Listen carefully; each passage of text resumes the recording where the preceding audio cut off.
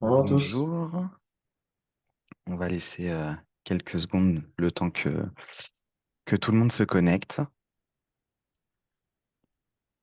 Donc en attendant, je vais faire une petite introduction. Déjà, bonjour et bienvenue à toutes et à tous dans ce webinaire by Vire consacré à l'électromobilité.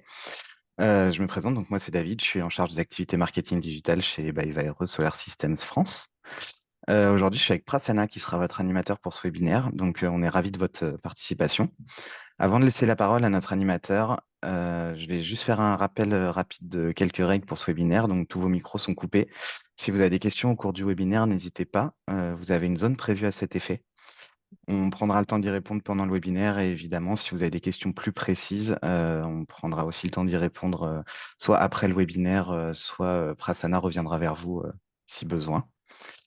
Donc, une fois au cours du webinaire, on vous lancera un petit sondage auquel on vous invitera à répondre. Donc voilà, c'est pour avoir un peu votre avis sur un sujet. Au niveau du programme, donc on va vraiment essayer de respecter le timing qu'on a prévu. Donc terminé à 10h45, on fera au mieux pour s'y tenir. Pour le coup, la présentation est un peu dense, mais on fera de notre mieux. Au niveau du déroulé du webinaire, donc on va commencer par un petit rappel sur la convergence entre PV et IRVE. Ensuite, on vous fera un petit topo du marché du véhicule électrique, les réglementations et les cas d'usage. Ensuite, on fera une passe sur les solutions que nous, on propose, donc que ce soit au niveau produit ou au niveau logiciel. On fera ensuite un petit point sur donc voilà, nos gammes de produits et donc Novo Eco, euh, avec quelques études de cas. Pour terminer ce webinaire, on répondra donc à vos questions si vous en avez.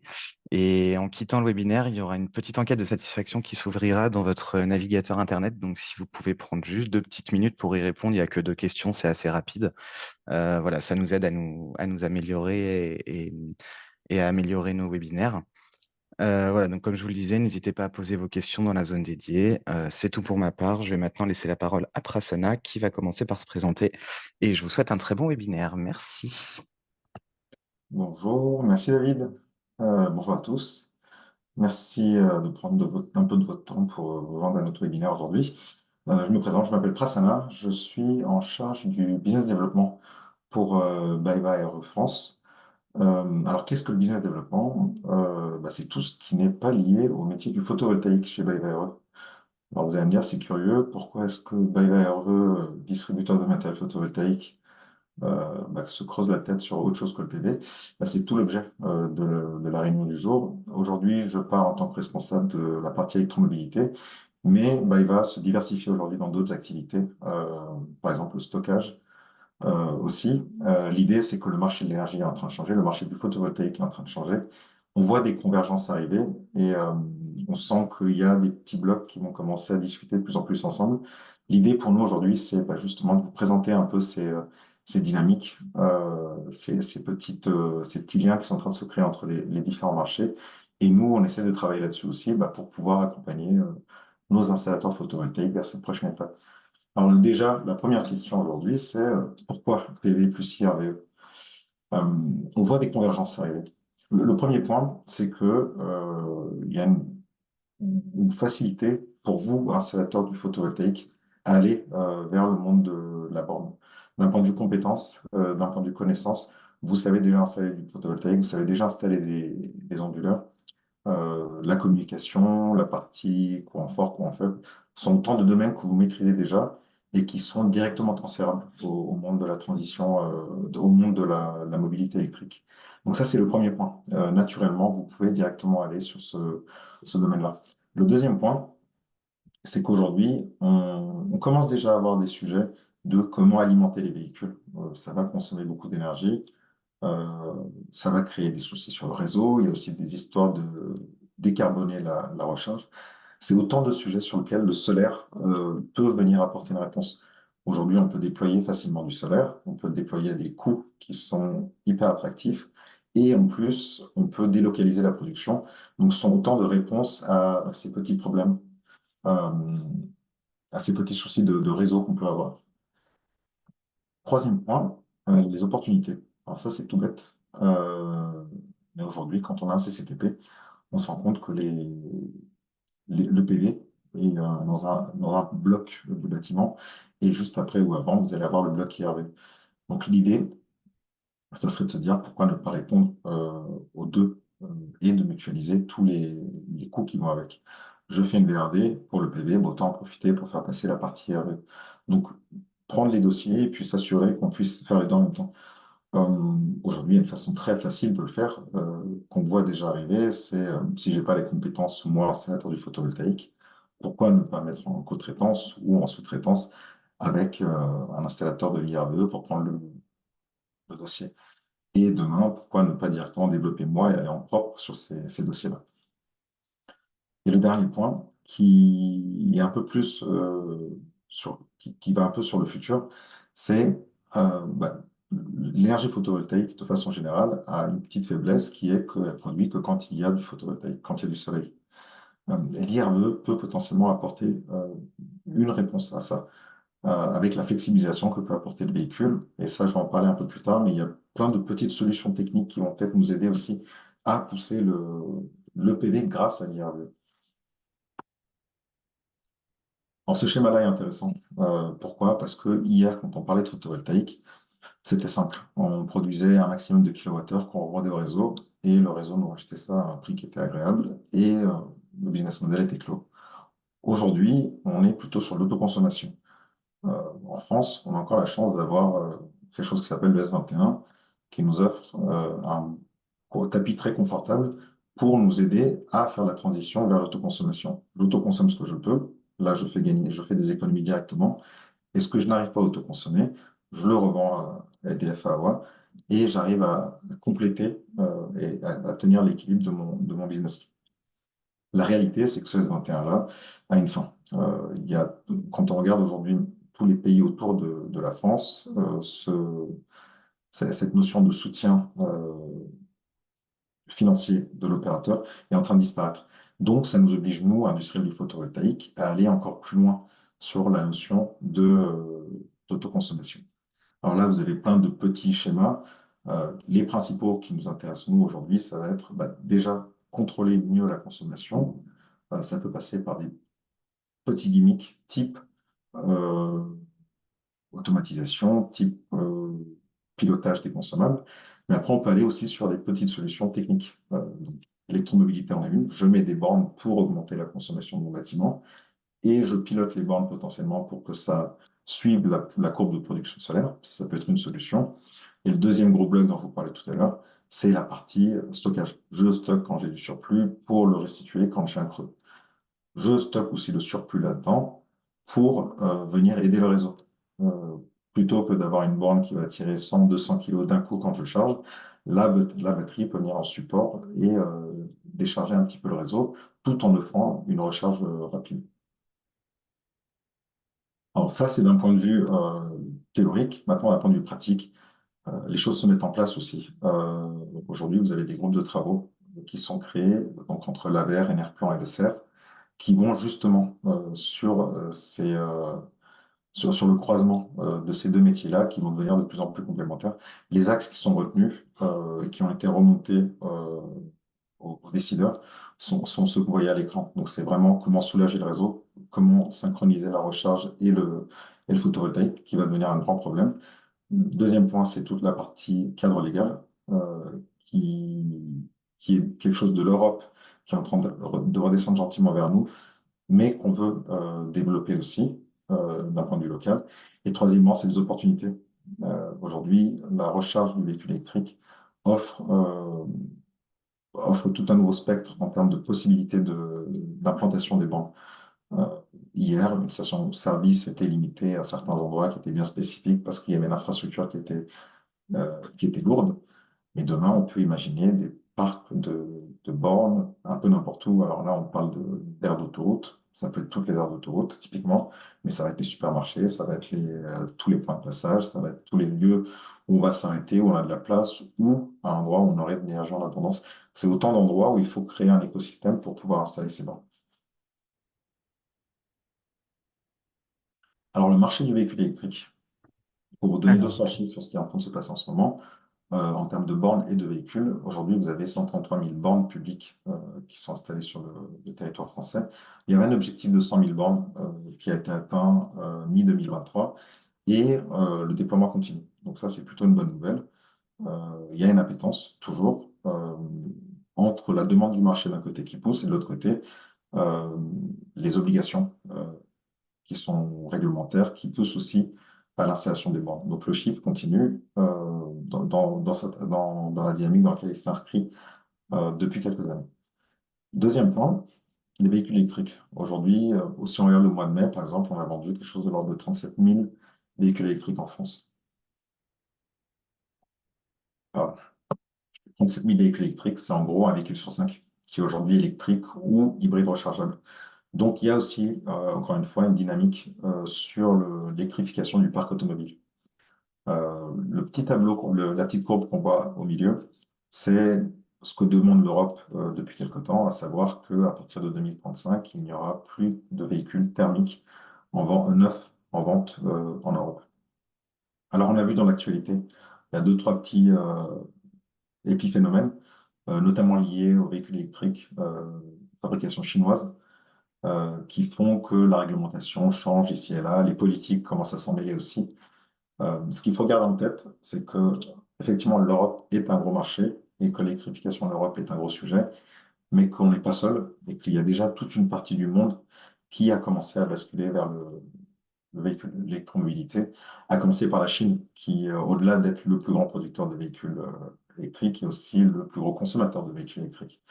Donc, il n'est pas complètement incohérent aujourd'hui de voir des fabricants chinois venir chez nous, au détail près qu'il y a effectivement ces histoires de dumping et potentiellement de dumping et d'aide soutenue par l'État. Mais aujourd'hui, c'est une machine qui est déjà en train de rouler. Il y a déjà beaucoup de parties du monde où le véhicule électrique a commencé à prendre de l'ampleur. À nous maintenant de trouver les bonnes règles pour pouvoir suivre ça. Mais le schéma est déjà lancé. Alors, les obligations réglementaires. Euh, il y a plein de alors petites choses que l'État a mis en place. Pardon? excuse-moi, Oui, c'est bon, Prassana, c'est bon. je vais juste te couper pour lancer le petit sondage. Donc l'idée, c'est de savoir si vous êtes donc installateur PV, IRVE ou les deux, parce que c'est une question à choix multiple, ou si vous n'êtes pas installateur, vous êtes peut-être fabricant, organisme public ou autre. Donc voilà, on va vous laisser quelques petites secondes pour y répondre. L'idée, c'est d'avoir vraiment un maximum de réponses.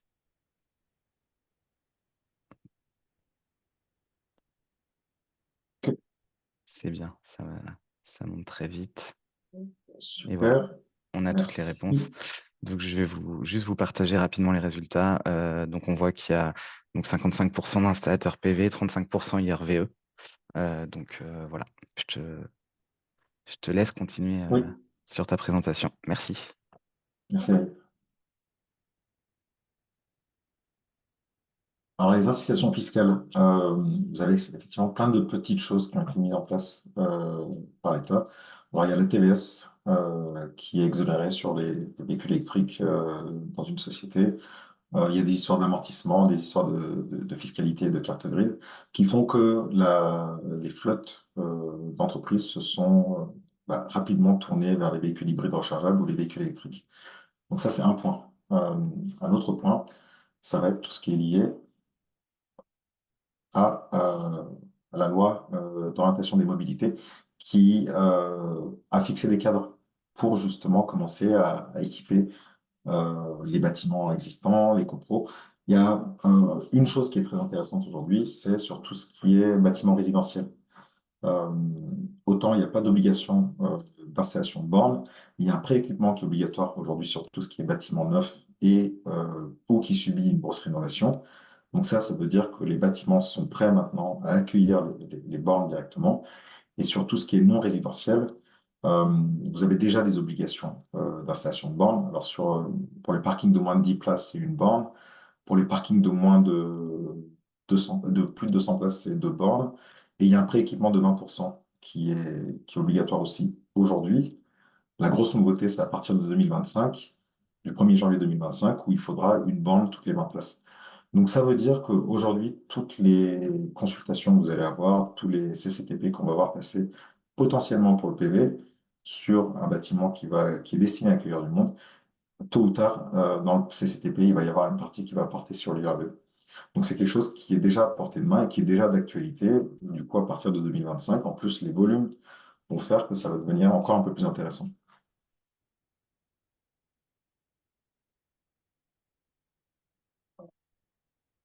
Parmi les petits coups de pouce aussi, ou les obligations qu'on voit ici et là, il y a aussi toute la partie les ZFE. Donc ça, c'est quelque chose qui est très lié aux métropoles, où d'ici euh, quelques mois, quelques années, on aura aussi l'obligation d'avoir des véhicules très peu polluants ou électriques. Donc c'est autant de choses qui vont faire que les habitudes vont changer. Et je reviens sur le verdissement des flottes. C'est peut-être là où vous avez l'un des leviers principaux, à savoir que toute la partie entreprise et publique est déjà en train de basculer sur de l'électromobilité. Alors les incitations, parce qu'on a parlé des obligations, il y a aussi toute une série d'incitations financières. Le premier, c'est le crédit d'impôt. Aujourd'hui, pour une installation chez monsieur le particulier, il peut prétendre à un crédit d'impôt de l'ordre de 500 euros pour une borne qui est installée par un professionnel et qui répond à deux, trois critères techniques, dont la communication de la borne, dont la capacité euh, de la borne à être pilotée par le réseau. Mais toutes ces choses-là, en fait, permettent aujourd'hui déjà d'avoir un crédit d'impôt qui est très confortable compte tenu du prix d'une borne. Deuxièmement, il y a la TVA réduite qui est à 5,5. Donc ça, c'est toujours pareil, c'est comme sur le photovoltaïque, ça fait la courte échelle pour aider à passer le cap de l'installation de la borne. Et troisièmement, il y a les primes à devenir. Alors, les primes à devenir existent depuis longtemps. Le cadre peut changer parce que eux avancent en fonction d'objectifs qui sont fixés. Mais le fait est qu'aujourd'hui, il y a tout un ensemble d'applications qui sont encore sous la possibilité à devenir. Un qui nous intéresse nous particulièrement, ça va être tout ce qui est copropriété, où il y a un énorme besoin d'électrification du parc, d'électrification des places de parking, pardon, et on peut aller chercher justement des primes aussi à ce niveau-là.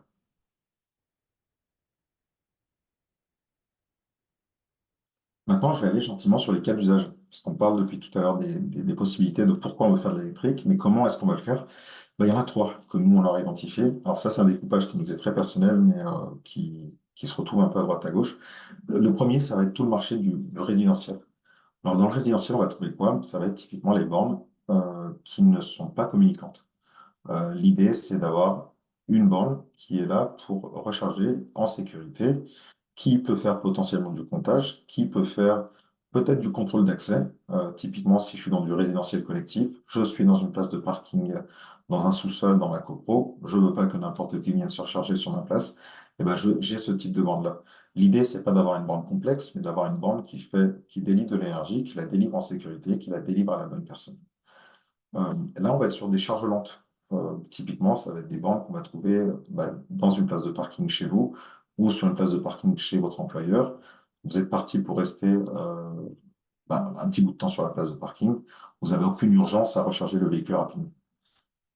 Les deuxièmes applications qu'on va trouver, ça va être tout ce qui est tertiaire. Là, le but du jeu, au-delà de recharger, c'est aussi d'avoir de la facturation. Donc là, on est sur une borne qui va être ouverte. Euh, le but du jeu, c'est d'offrir un service à la personne qui vient chez vous. C'est typiquement les bornes qu'on va retrouver sur les parkings de supermarchés. Donc là, il y a une histoire de contrôle d'accès, mais aussi une histoire de tarification. Donc là, on commence à toucher du doigt un autre sujet qui est la communication et toute la partie supervision de la borne. Les charges, en général, sont un peu plus rapides. Pourquoi? Parce que la personne qui paye va en plus vouloir un service, le service de la recharge, d'une certaine rapidité dans sa recharge. Le troisième segment que nous, on va couvrir, ça va être tout ce qui est voirie. Alors là, c'est différent. Le but du jeu, quand on arrive sur ce type de borne-là, ça va être de recharger et de recharger le plus vite possible. Où est-ce qu'on va avoir typiquement ce genre de borne? C'est les aires d'autoroute. J'arrive sur une aire d'autoroute, mon véhicule est à plat. Je n'ai pas forcément vocation à passer ma journée sur une aire d'autoroute. Donc, je veux juste que la borne recharge le plus vite possible ma voiture pour que je puisse repartir. Là, l'application va être différente du coup parce qu'on veut de la rapidité. Et les clients sont prêts à payer pour avoir ces rapidités. Donc, on va travailler plutôt sur des bornes haute puissance qui vont être sur d'autres types de conception. On y arrive juste après. Alors là, pour les installateurs IRV, je suis désolé, ça va être quelque chose de très basique pour vous. Pour les installateurs du photovoltaïque, c'est peut-être un petit reminder qui peut être intéressant. On parle souvent de bornes, mais en fait, il faut comprendre qu'il y a deux types de bornes qui existent sur le marché. D'un côté, les bornes AC et de l'autre côté, les bornes DC. Euh, L'image de base, déjà, c'est que la batterie au centre du véhicule, elle, se charge tout le temps en courant continu. Donc, quoi qu'il arrive, elle a besoin de courant continu pour se recharger. Il y a deux façons de faire ça. La première, c'est de passer par une wallbox AC. Donc là, ça va être une borne AC. On alimente directement de la borne vers le véhicule. Et dans le véhicule, il y a un petit convertisseur qui va faire une conversion DC-AC, qui lui, en général, est d'une puissance limitée. La majorité du temps, c'est du 11 kg. On va trouver du 22 kg des fois chez Renault. Mais si, par exemple, on prend l'exemple d'un véhicule hybride rechargeable, c'est en général même limité à 7,4 kg. Donc, quelle que soit la puissance qu'on est capable de lui mettre au niveau de la borne AC, à partir du moment où ça rentre dans le véhicule, ce petit convertisseur-là, petit entre guillemets, va de toute façon limiter la puissance de recharge du véhicule. L'avantage de cette architecture-là, c'est que les bornes AC sont relativement abordables. Vu qu'il n'y a pas de conversion d'énergie, les bornes, si je résume, vont servir à faire de la protection, à faire du contrôle d'accès et à faire de la mesure, communication. Il n'y a pas de conversion, il n'y a pas d'élément de puissance à l'intérieur. Donc à partir de là, la conception de la borne est assez simple et le prix aussi, donc c'est très facile à déployer. Mais par contre, comme on le voit ici, ce convertisseur-là peut devenir limitant, surtout si on a des recharger à haute vitesse. L'alternative à ce schéma-là, c'est ce qu'on voit plutôt sur la gauche de l'écran, sont des chargeurs DC. Là, l'avantage, c'est comme on voit ici, bah, on sort en DC directement et le DC va directement alimenter la batterie. Batterie qui peut, elle, encaisser des puissances bien supérieures. Donc, à partir du moment où on a un convertisseur ici, chargeur DC, qui est de haute puissance, on peut avoir beaucoup, beaucoup plus de puissance qui va arriver directement dans la batterie et donc recharger beaucoup plus vite. L'intérêt, on l'a compris, c'est les charges rapides. Donc, c'est typiquement ce qu'on va trouver sur des aires d'autoroute. C'est tous ces grosses bornes qui ressemblent plutôt à des pompes de station essence. Par contre, l'inconvénient de cette architecture-là, bah, c'est le fait qu'il faille justement cette borne d'essai. Et cette borne d'essai a un coût parce que là, on retrouve au-delà de tout ce qu'on trouve déjà dans une borne AC, donc à savoir la protection, la communication et le contrôle d'accès, on trouve toute la partie électronique de puissance. Donc là, on va retrouver ce qu'on retrouverait pour nous, installateurs du photovoltaïque, dans un onduleur PV. Donc on va retrouver ces points de conversion et ainsi de suite. Et du coup, le prix est un peu supérieur. Donc voilà déjà pour comprendre l'écosystème, on va parler de bornes d'essai, de bornes AC. Voilà comment ça s'explique d'un point de vue technique une fois qu'on est dans le véhicule.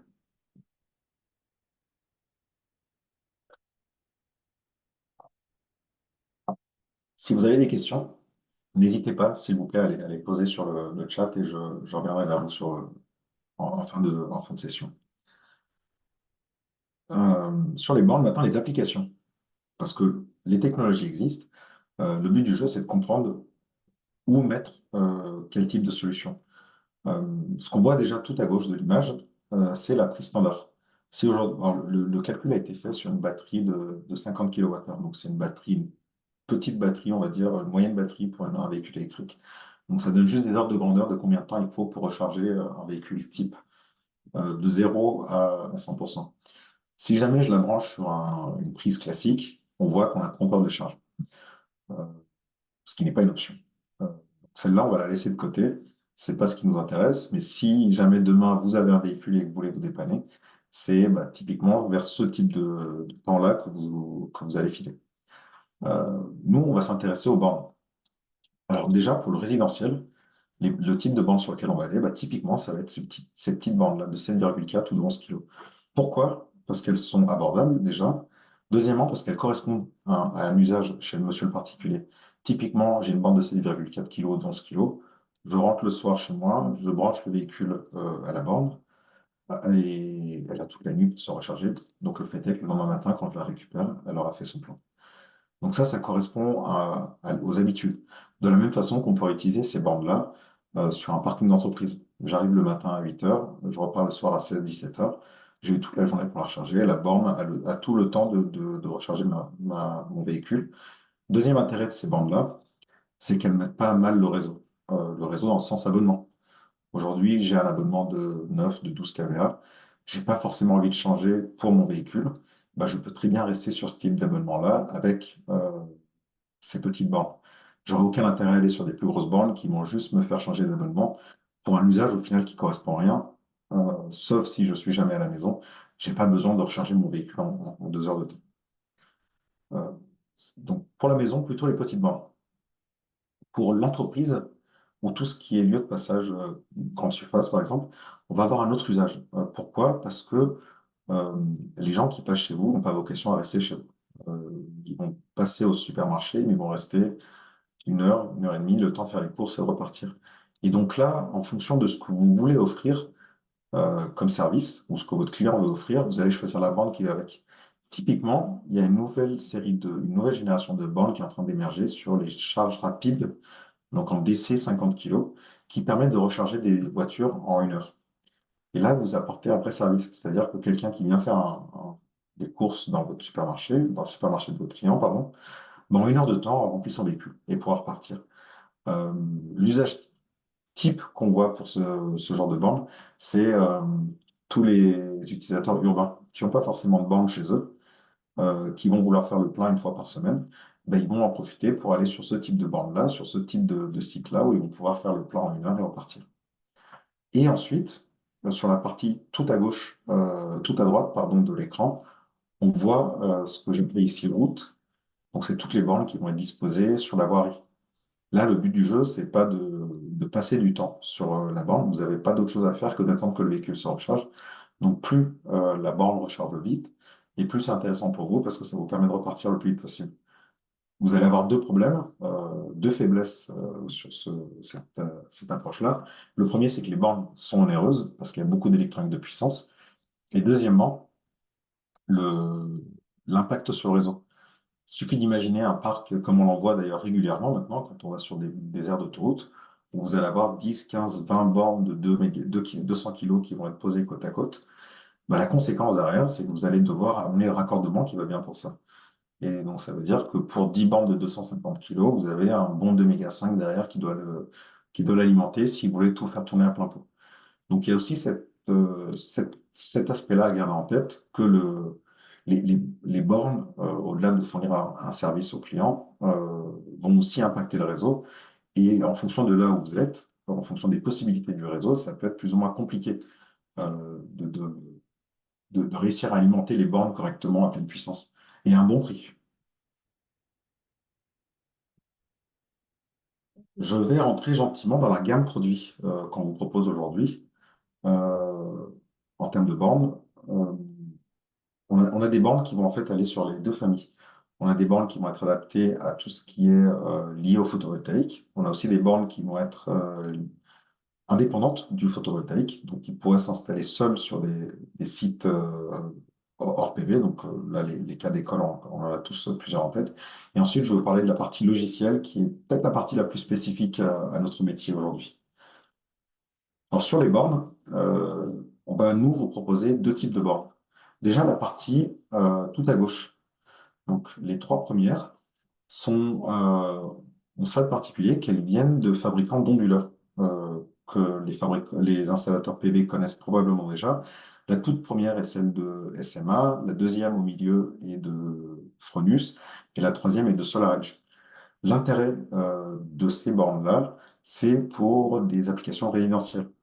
Je vais chez monsieur et madame, pavillon, je fais une installation photovoltaïque 369 kg, le classique. Ils ont un projet d'électromobilité ou alors ils ont déjà un véhicule électrique à la maison. Avec ces bornes-là, je peux directement aller alimenter le véhicule avec un pilotage solaire. Donc l'intérêt dans ce cas-là, c'est de s'assurer que l'énergie qui sort de la borne, en fait, correspond exactement au surplus de la production solaire. Euh, Si je traduis ça d'une autre façon, on peut aussi dire qu'on fait de la recharge gratuite ou de la recharge solaire. L'idée, c'est de ne pas aller chercher de la puissance sur le réseau. Donc ça, c'est une des possibilités qu'offre la borne. Évidemment, si après je suis pressé ou que c'est une journée où il n'y a pas de soleil, je peux toujours forcer le fonctionnement pour que la borne recharge directement à partir du réseau. L'intérêt ici, c'est qu'on reste sur un écosystème fermé.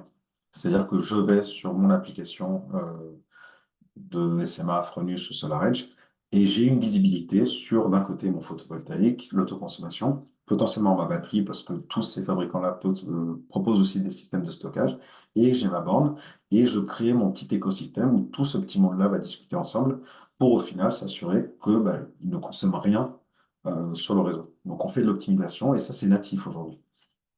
Donc, n'hésitez pas à nous consulter sur ces solutions-là qu'on a en stock et qui sont très facilement déployables, surtout dans le cadre d'installations résidentielles. Donc ça, c'est pour les trois premiers qui sont avant la petite ligne verte. Maintenant, si je bascule de l'autre côté, on a en gros trois types de bornes qui vont exister, de fabricants dans ce cas-là spécialisés de l'IRU. On a d'abord le fabricant ici qui s'appelle Alfen, qui est l'un des leaders européens de la borne, un spécialiste néerlandais, qui a acquis sa crédibilité en déployant des bornes pour les grands opérateurs de bornes. Donc aujourd'hui, quand vous allez sur des parkings, quand vous allez sur des sites ouverts, que vous voyez des bornes, il y a une chance, une grosse probabilité pour que ce soit une borne Alphen, alors potentiellement avec un flocage d'une autre marque, mais qui viennent de ce fabricant-là, et ils ont une très très grosse notoriété, crédibilité liée à la qualité de leurs produits. Aujourd'hui, l'un des problèmes malheureusement qu'on croise, c'est des problèmes de disponibilité des bornes. Et ce qu'il n'y a rien de plus frustrant pour un utilisateur, c'est d'arriver devant une borne et de voir qu'elle ne fonctionne pas. Euh, Alphen a beaucoup travaillé là-dessus, du coup, pour s'assurer que les bornes qui sont déployées par leurs opérateurs soient là, soient disponibles. Donc, c'est ce fabricant-là aujourd'hui qu'on met aussi en avant. Eux ont cette petite gamme de bornes qu'ils appellent la S-Line, qui est justement une borne où il n'y a pas de communication. Donc, typiquement, c'est celle qui va correspondre à l'utilisation chez monsieur, madame, tout le monde dans le résidentiel. Elle pourrait faire potentiellement la même chose que celle à côté. La seule grosse différence, c'est que là, vous allez devoir avoir une application externe. Donc, votre client va avoir d'un côté sa borne euh, classique, son installation photovoltaïque classique, pardon, donc avec son application, et à côté, il va avoir sa borne avec son application aussi, où vous allez avoir la même possibilité de faire du pilotage solaire. Le pilotage qu'on va faire à travers un comptage. Les bornes, on va simplement aller compter l'énergie supplémentaire qui est envoyée sur le réseau, et en fonction d'eux, elles vont se réguler pour envoyer la bonne puissance dans le véhicule. Et de la même façon, vous avez un bouton pour pouvoir la chanter et dire, OK, borne, j'ai besoin que tu recharges rapidement mon véhicule, donc s'il te plaît, envoie la pleine puissance. Donc ça, c'est pour la borne non communicante. Notre autre partenaire, Autel, a exactement l'équivalent. Alors Autel, c'est l'un des premiers fabricants asiatiques qui arrive à se faire une place en Europe. Euh, Pourquoi est-ce que nous avons choisi Autel plutôt qu'un autre? Parce qu'effectivement, il y en a 1 million qui arrivent par jour en France de fabricants de bornes. C'est par leur crédibilité. C'est un fabricant qui vient du monde de la balise diagnostic automobile.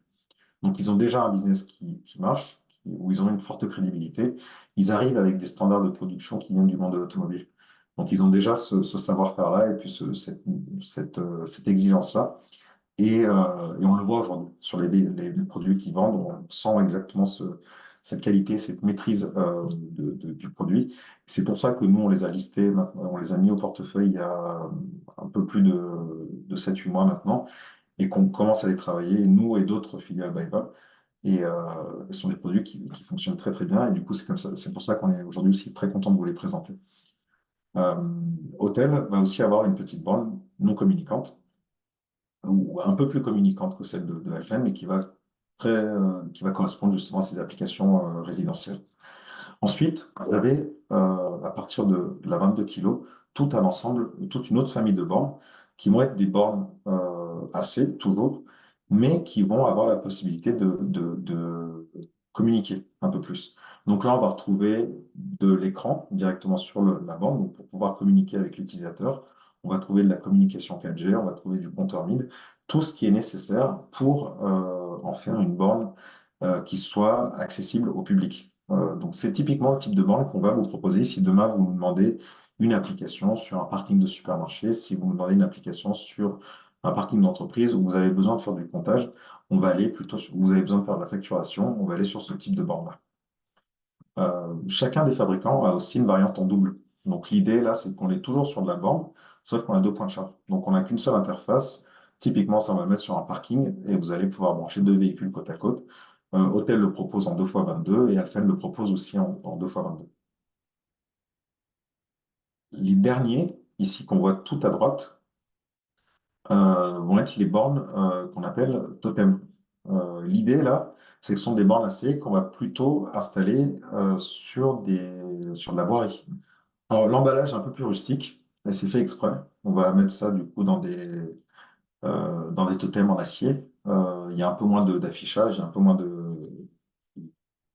d'éléments tape à l'œil, mais par contre, elles sont plus robustes. Donc, ça va nous permettre de mettre ça sur des endroits où il y a un peu plus de passage, il y a potentiellement un peu plus de gens qui vont essayer de les dégrader. Elles sont faites pour ça. Donc, on peut aller aussi sur ce type d'applications qui vont vous permettre d'aller sur autre chose que du semi-public. Niveau d'essai, alors là, on revient sur les bornes haute puissance dont je vous parlais tout à l'heure.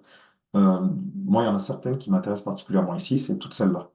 Les premières, les petites, 50 kg. Pourquoi? Parce qu'on est sur des niveaux de prix aujourd'hui.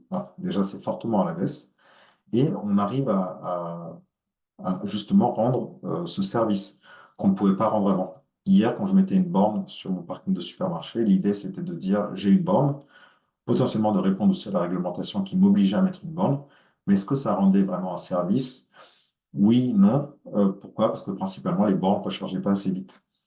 Et du coup, le client pouvait être frustré. Il pouvait se retrouver à payer quelque chose pour au final recharger 11 kWh. Donc, en une heure de course, il aurait fait un cinquième de son plan.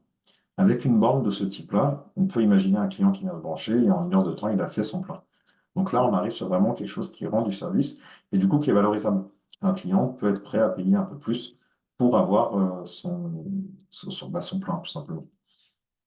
Dans ce cas-là, on travaille avec Autel aussi, qui est un fabricant de bandes d'essai. Donc, eux, ils ont une gamme à 47 kW avec deux pistolets. Donc, si jamais j'ai deux véhicules, la puissance se divise par deux, mais si jamais j'ai qu'un véhicule, on est capable d'envoyer 47 kWh directement dans le véhicule. On travaille aussi avec un autre fournisseur qui, lui, est spécialisé dans les bornes d'essai, qui s'appelle Alpitronic, qui est l'une des références européennes de la borne d'essai. C'est typiquement les bornes qu'on va trouver sur toutes les aires d'autoroute en Allemagne, une sur deux et grosso modo fournies par eux. C'est un fabricant italien, donc on est encore sous la fabrication européenne et qui a une gamme très complète sur les bornes.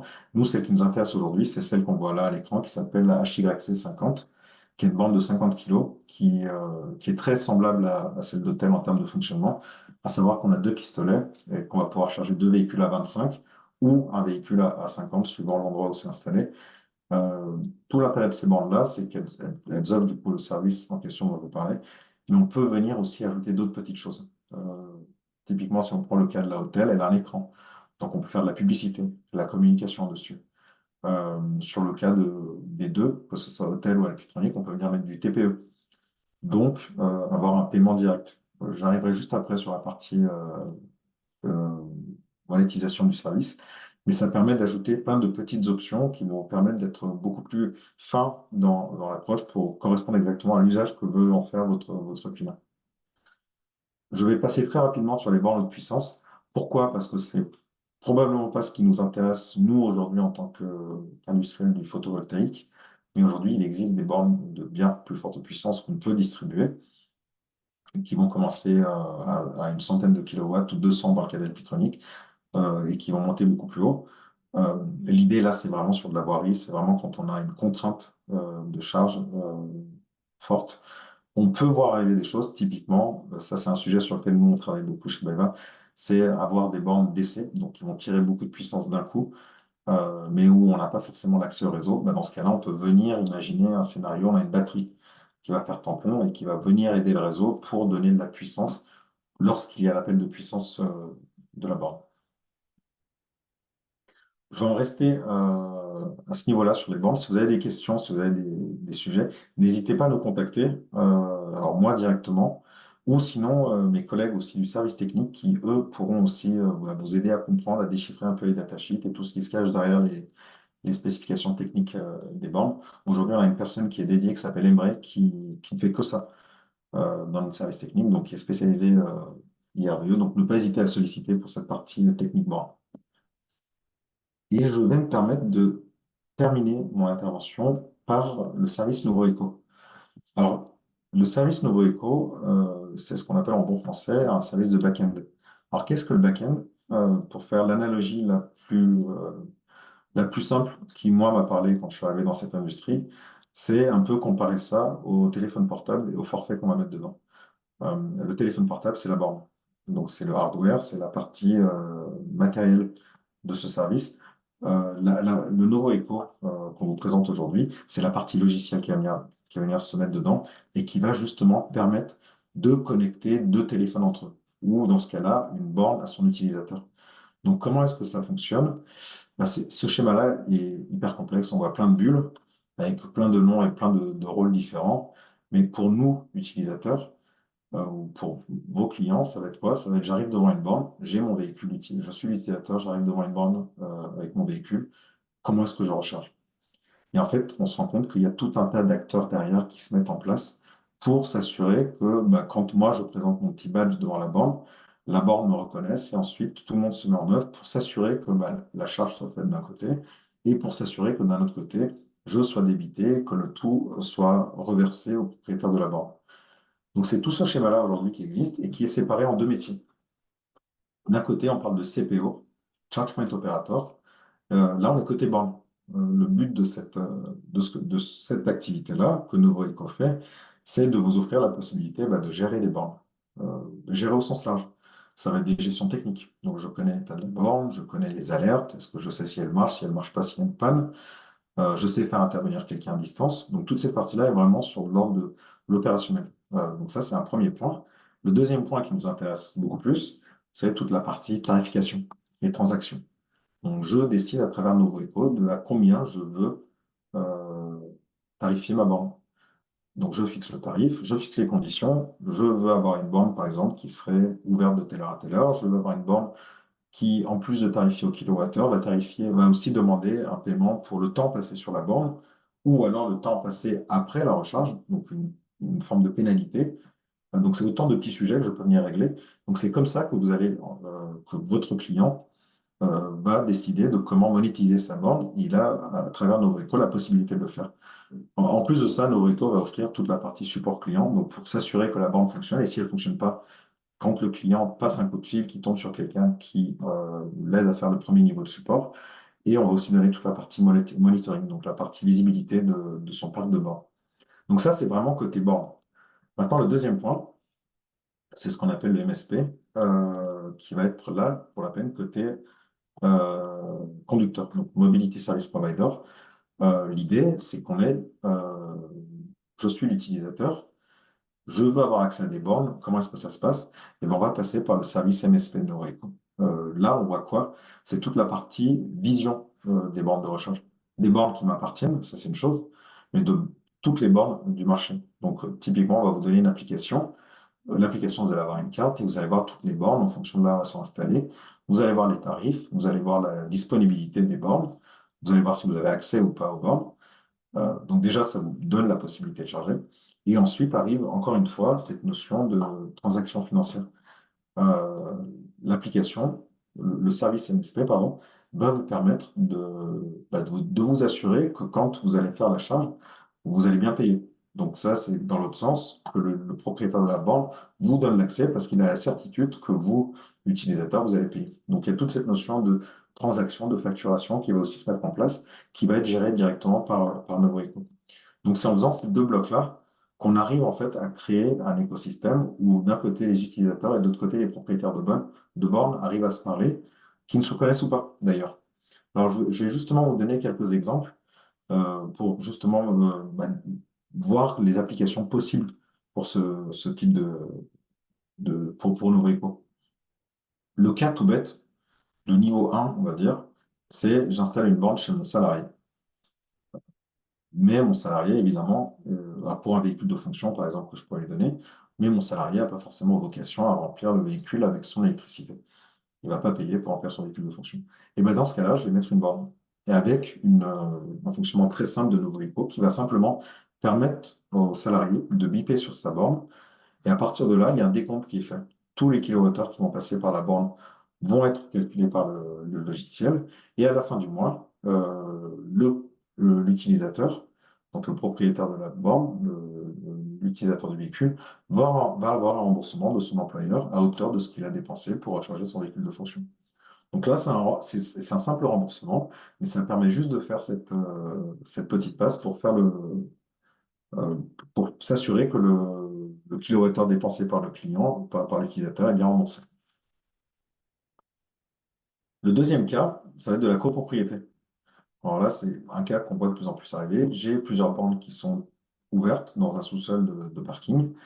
Euh, la copropriété ne connaît pas forcément les utilisateurs, mais elle ne veut pas non plus donner l'électricité gratuitement.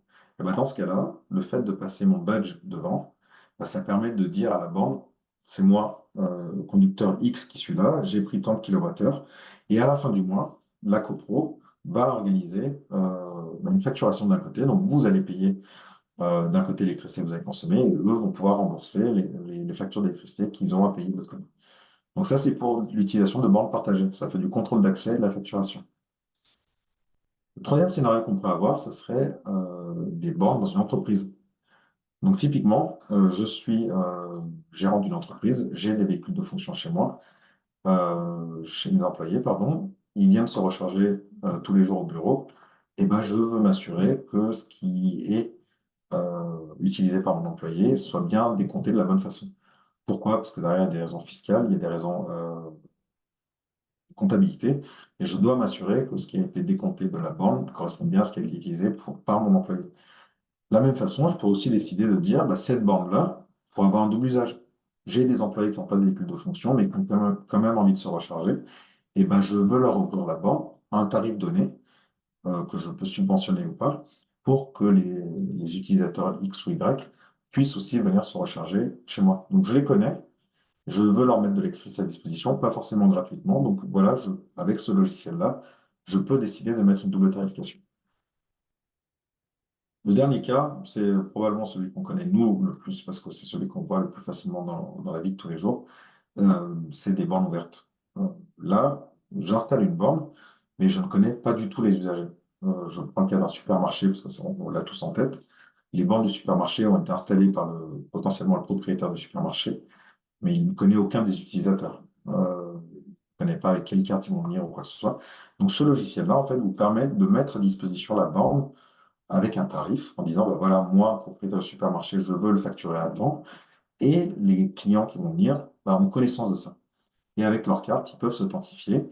Et on a beau ne pas se connaître, on a beau ne pas être dans le même réseau ou dans le même écosystème, bah, l'un et l'autre vont discuter, vont s'assurer que la charge soit déclenchée d'un côté et que le remboursement soit fait de l'autre. Donc les deux parties sont rassurées par ça. Euh, Là, on est vraiment sur de la bande où personne ne se connaît, ni d'un côté, ni de l'autre. Donc, c'est autant de petits scénarios. Là, c'est que des cas d'école. On peut aller beaucoup plus loin, évidemment, sur les applications.